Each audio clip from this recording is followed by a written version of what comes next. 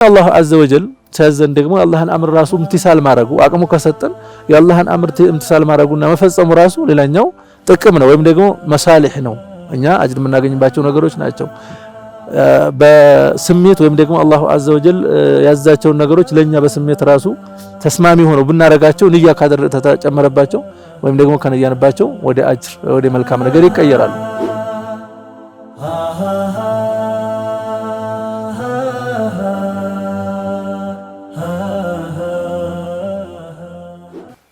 بسم الله الرحمن الرحيم الحمد لله رب العالمين وصلي وسلم على أشرف الأنبياء المرسلين سيدنا ونبينا محمد وعلى آله وصحبه أجمعين وبعد السلام عليكم ورحمة الله تعالى وبركاته. وعليكم السلام ورحمة الله وبركاته.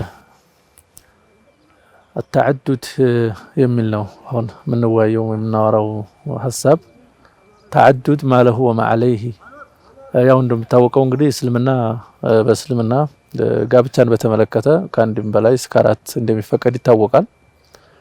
እስከ 4 የሚፈቀድባቸው መንገዶች ያው መስፈርቶች አሉት። መስፈርቶች ሲኖሩ ነው በተለይ ነገሮች መስፈርቶች ላይ በደንብ ተርኪዝ ልናደርግ ይገባል። አንደኛው አድልን መርሳት አይኖርብንም። እዛው ጋር ስለተጠቀሰ 3ም 4 ማግባት ትችላላችሁ ሲል አላሁ عز وجل ይሄን ጉዳይ እዛው ጋር አንስቶታል። ማታስተካክሉ ከሆነ አንደኛይቷን ብቻ ማዝ እንዳለብን አላሁ عز وجل ተናግሯል። ይሄ ያስፈልጋል። ሁለተኛው ቁድራም ያስፈልጋል። ቁድራን በደንብ አቅምና ብቃት አቅም ሲባል ደግሞ ማድይ ብቻ ሳይሆን ጅስሚ፣ ሩሂ፣ ፊክሪ በሐሳብ በኢዳራ በአመራር እና አካላዊ ብቃት የገንዘብ ብቃት የሚያሰሉ ነገሮች የሚጠቀሱ ነገሮች ናቸው። ይሄ ነገር ሲሆን ያለው ጥቅም ምንድነው? ዱስ ያለው ጉዳት ሳለው ወይ ጉዳቶች ምንድናቸው እስካሉ የሚለው ነው አሁን በዋነኝነት ልናወራው የፈለግነው። ጥቅሞች አሉት። መጀመሪያ ጥቅሙን እነሳና ጥቅሞች አሉ። አብዛኛው ያው እንግዲህ አላሁ عز وجل ያዘዘው ነገር መሳሊሆች ያመዝናሉ። መሳሊሆች ሲያመዝኑ ነው በሸሪዓችን እንደ ሸሪዓ ሰዎች እንዲፈጽሟቸው የምንታዝባቸው ነገሮች ምናልባትም እንኳን በሰዎች በሰውኛነት የሆነ ጉዳት አለው ቢባልም በአብዛኛው ግን ጥቅሞች አመዛኝ ስለሆኑ ነው እኛ ሳናቃቸው በማናቀው መንገድ ለኛ ጥቅም ሆነው ነው በእኛ ሸሪዓ ተፈቀዱትና ጥቅሞች ምንድናቸው ወደሚለው ስንመጣ በተዓዱድ ብዙ የሚገኙ ጥቅሞች አሉ። አንደኛ አንድ ሰው ብዙ ሴቶችን የማስተዳደር እድል አላህ عز وجل በዚህ ምክንያት ፈጥሮለታል። ሰው አቅም ካለው የገንዘብ አቅም ካለው አካላዊ አቅም አለው የተለያዩ ነገሮች አቅሙ ካለው ብዙ ሴቶችን ማስተዳደርና በብዙ ሴቶች ላይ ኢንፋቅ ማድረግ እድል ይከፍትለታል። እድሉን ይፈጥርለታል ማለት ሰው ሚስቱን ኢንፋቅ ማድረግ ግዴታ ነው። በልጆች ላይ ኢንፋቅ ማድረግ ግዴታ ነው። ሌሎችን ማህበረሰቦች መርዳት ግን ኢህሳን ነው ወይም ደግሞ እንደ ሙስተሐብ ነው ተወዳጅ ነው ተጠውዖ ነው።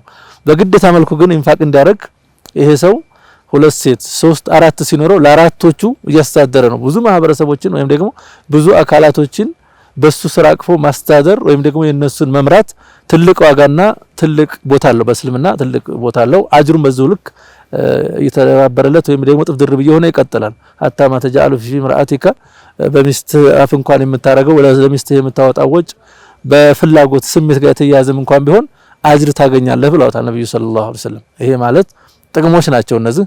ሌሎች ደግሞ በዚህ ምክንያት ብዙ ልጆች ወይም ደግሞ ብዙ እንትኖችን በሰቦችን ዙርያዎችን እንፈጥራለን ወይም ደግሞ ዙርያዎችን ለማስገኘት ምክንያት ነው ይሄ።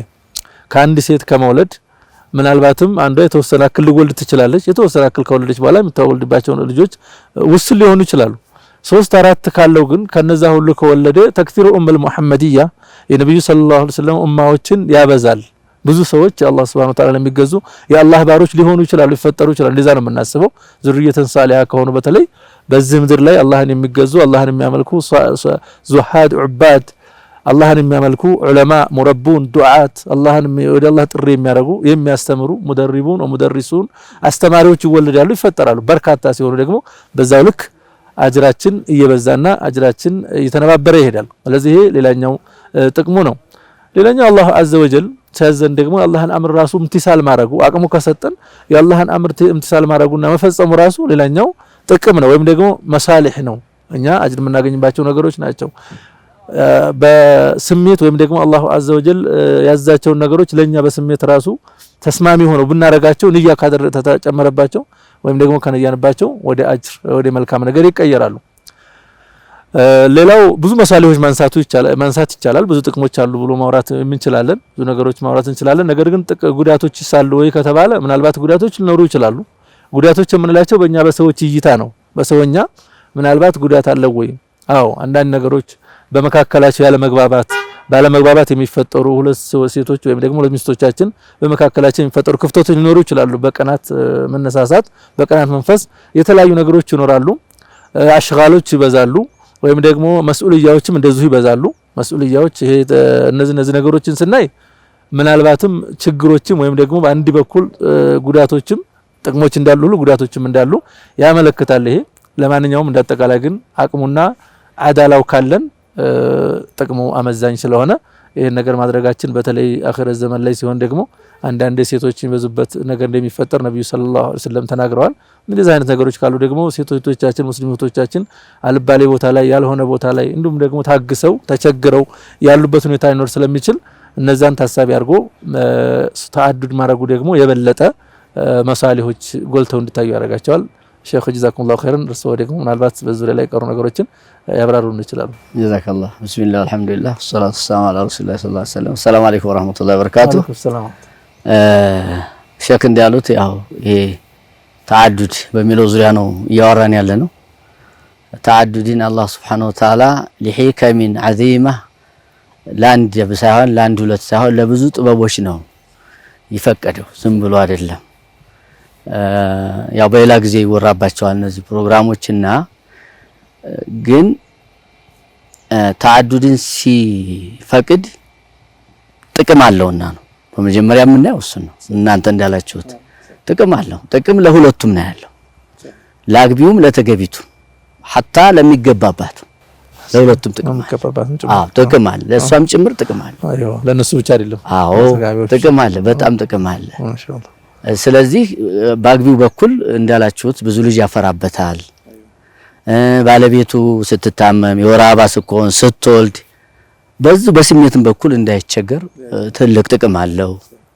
ብዙ ልጆች መውለድ የሚለው ሌላ አንዱ ጥቅም ሆኖ እያለ ይሄ ራሱ ትልቅ ጥቅም ነው። ይሄ ብቻ አይደለም፣ ቤተሰብ ያበዛበታል። ብዙ የአንዷ ሴት ብቻ ቤተሰቦች ጋራ ብቻ ሳይሆን ሪሌሽኑ ጋር ይዛመዳል፣ ከሌሎች ጋራም የመዛመድ ልጆቹ ሰው ጋር ይዛመዳሉ። አዎ ቤተሰብ ይሆናል። በጣም ጥሩ ነገር ነው የሚፈጠረው። በልጅ ላይ ራሱ ስንመለከት ነብዩ ሰለላሁ ዐለይሂ ወሰለም እኮ እኛ እንድንበዛ ያዘዙበት እኮ ነው። ሐታ እንደው አፎንና መሃን ሴት ማግባት የሚጠላበት ደረጃ ሐራም አይደለም ግን እስተመጠላት ደረጃ በተለይ የማይጨማምር ከሆነ አንዷ ሴት ይዞ የሚቀር ከሆነ በዛ የተነሳ አለመውለድ ስለሚኖርና ተዘወጁል ወሉድ አልወዱድ ፈኢኒ ሙካሲሩን ቢኩም ማዓሉ ነብዩ አለይሂ ሰላቱ ወሰለም። እና ከዚህ አንፃር ብዙ ጥቅሞች አሉት ለወንዱ በኩል ስንመለከት ማለት ነው። ለተገባባትም ጥቅም ነው። ለተገባባት ሴት በጣም ጥቅም ነው። ባለቤቷ አላህን ማይፈራ ቢሆን እኮ ሌላም ሊሄድ እኮ ይችላል እሷ በአግባብ ማታረካው ከሆነ። ይሄ ብቻ አይደለም፣ ሁልጊዜ እሱን ሐቅ ሞላለሁ ብላ ተምትታገል ተምትቸገር ሌላ እህት መጣላት ብታግዛት ጥቅም ነው። አንዴ ነው። ሁለተኛው ወእሲሩን አላ አንፉሲሂም ወለው ካነ ቢሂም ኸሷሳ አጅር ታገኛለች። እሷ ትዳር ይዛ ሙእሚን እህቷ ኢነመኡነ ኢኽዋ አልሙስሊሙ አኹል ሙስሊም ያቺ እህቷ ትዳር ይዛ መሸፈኗ ለሷ ትልቅ ነገር ነው። ለዚህም ነገር ኢሳር ማረጉ ራሱ ኢሳር ማ በቃ እነዛን ሱሐቦች አጅር ታገኝበታል። ወለው ካነ ቢሂም ኸሷሳ እኮ ነው ያለው አላህ። ራብ እንኳን ቢኖርባቸው ለወንድሞቻቸው ለእህቶቻቸው የሚመርጡ ናቸው፣ ያስቀድማሉ። በመጨረሻ ወመይቆሹ ነፍሲ ወላይከ ሙፍሊሁን የነፍሱን ስስት የቆረጠ ሰው እነሱ እድለኞች ናቸው፣ የሚፈልጉትን ጀነት የሚያገኙ የሚፈሩትን እሳት የሚድኑ ብሎ አላህ Subhanahu Wa Ta'ala አስቀምጦበታልና ይሄ ጥቅም አለው ለመጀመሪያዋ ሴት ማለት ነው። በዚህ ልክ ብትመለከተው ሌላም እንደዚሁ ለልጆቿ ሊያንሱ ይችላሉ። ብዙ ወንድሞች ብዙ ሴቶች የመፈጠር እድል ይኖረዋል። በሌላው በኩል ሳይታይ በዚህ በኩል ቢታይ ለምሳሌ አይ ተሌላ ሲወለድ ልጆቹን በዚህ በኩል እንግዲህ ያው ሊጋፋቸው ሊቀናቀናቸው ይላሉ ምን ነገርን ትተን በዚህኛው ብንመለከተው በጣም ጥሩ ነውና ይሄ ጥቅም አለው። ለተገቢቱ ደግሞ ምንም ማያሻማ ሸከለው ምክንያቱም ብቻዋን እየኖረች ነው ያለችው። በገንዘብም በኩል በሴትኝነቱም በኩል ተጎኗ ወንድ ያስፈልጋታል ሐቂቃ ማለት ነው። የሷን ችግር የሚቀርፍላት አይዞሽ የሚላት አብሽር የሚላት የህይወት ጓደኛ እንደማንም ቁርአን እንደነገረን አላህ የፈጠረው ለምንድን ነው ሴትን ወንድንም ለሴት ሴትንም ለወንድ ለስኩኑ ኢላሃ ነው አይደል?